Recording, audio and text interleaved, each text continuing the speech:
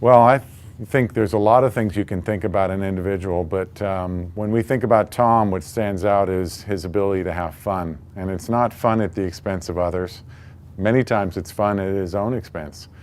But it's serious fun. And I think it brings a level of levity into the business where people can relax a bit, they can have a good laugh, and they can also joke about events that are going on in our lives, but at the same time get down to work and become really serious about outcomes.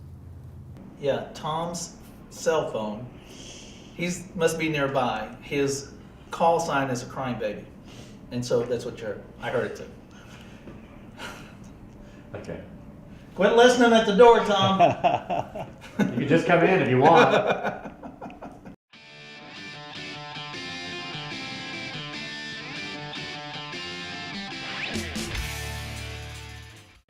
I think that's a good question. I knew Tom when he didn't wear a bow tie. On the other hand, it sort of goes back to what I was talking about when I saw him on stage in Hollywood dressed in drag. Tom's a person who's very sure of himself. And I think anybody that wears a bow tie is somebody that's sure of themselves. And plus, there's certain people that a bow tie fits. I know for most of us, the only time we look good in a bow tie is when we're in a tuxedo. You know, the best thing I can say about Tom in a bow tie, it fits him perfectly. He wears a bow tie because if you had that mug, you'd want to take attention away from that face as well. Well, I think it's so he thinks he looks like Winston Churchill myself, but he has cousin Gerald, we call him, who isn't really his cousin, it's really his cousin's ex-wife. But anyway, it's cousin Gerald. They've been the actual cousin that cousin Gerald married, I don't know, they got divorced, I never met her. But cousin Gerald and Tom are good buddies, and they go, he's from the UK, and he just thought that was proper for Tom to have a bow tie. And then Lawrence Geller, another hotel man, got him to join this Winston Churchill Society, and somehow once he joined that, he had to have a bow tie. So I assumed he thought it made him Winston Churchill, but you never know with Tom. Maybe he was a clown in a former life, and I don't know.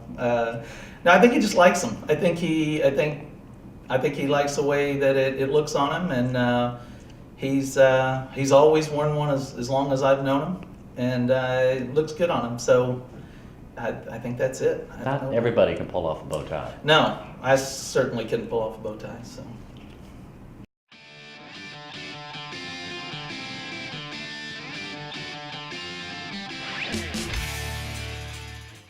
Tom's a great chef. He's a very accomplished man. But what's interesting, and I have had his food, but you know what he's decided to do is to really take it to the highest level possible. And he's got himself a hot dog stand, Jerry's wood-fired dogs that he's running with his son, which is a great testimony to Tom in supporting his not only his culinary skills but also his son. And I haven't had a chance yet to try them, but he tells me they're really good because every time he sees me, he tells me about how successful he is. Yeah, it's not always that great.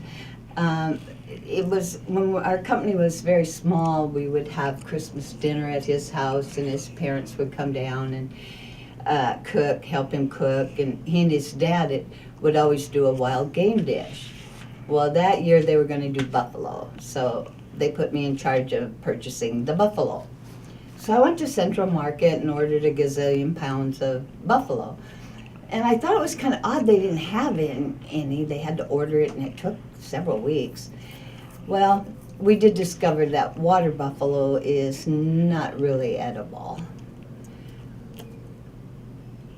But I was supposed to do American bison, and they were going to roast it, do a roast. And oh.